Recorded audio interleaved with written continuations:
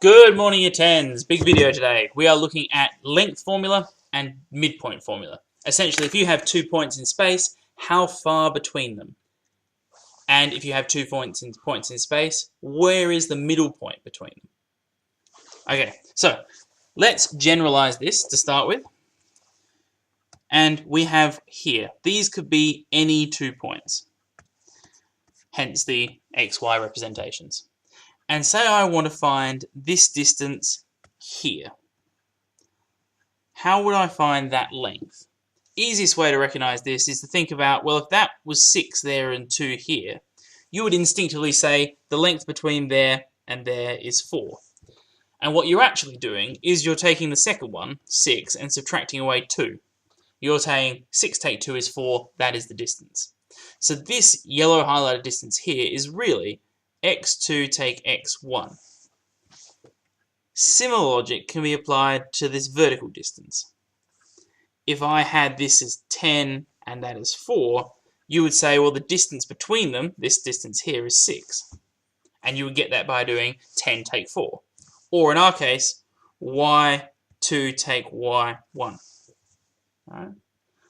And we can do this with any pair of points. I could have a point out here and another down here, and I could still find an x distance and a y distance using the same notation we've done here. And it doesn't matter which way round you write the points. Now we've got a right angle triangle and 2 sides. So I'm going to label the hypotenuse here C, or for simplicity's sake, because we'll continue calling this a lot later on, D. D standing for distance. Essentially, d squared will be equal to x2 take x1 squared plus y2 take y1 squared. In Pythagoras terms, that is c squared equals a squared plus b squared, where that is c, a, and b.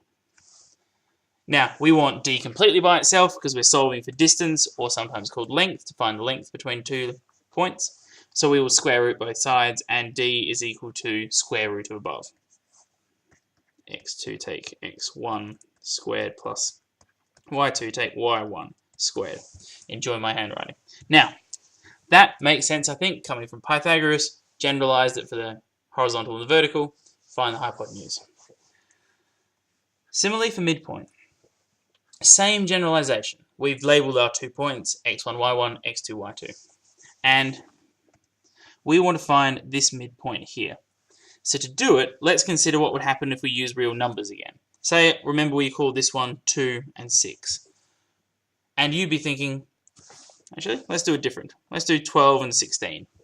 It actually doesn't matter. Now, what's the midpoint between 12 and 16? Midpoint between 12 and 16, you can count it on a ruler, it'll be 14. But what did you do mathematically to get that guarantees you get the center point?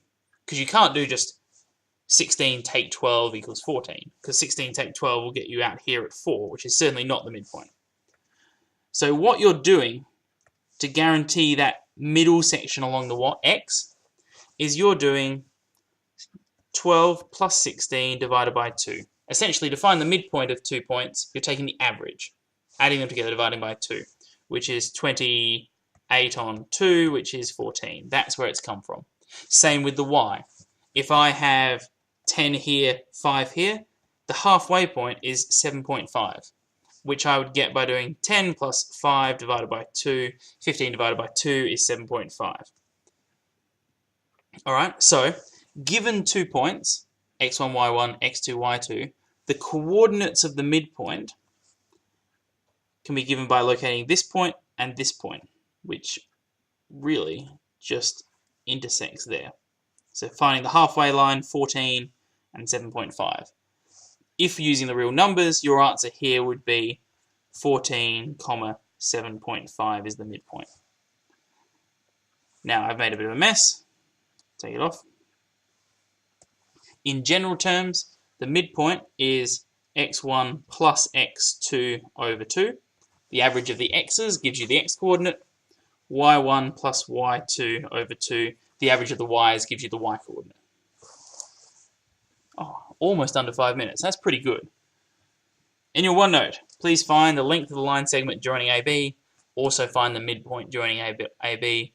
If you're getting a little confused, draw it on a Cartesian plane to scale, count out the squares, do ordinary Pythagoras that way. Thank you very much. Enjoy. I'll see you next lesson.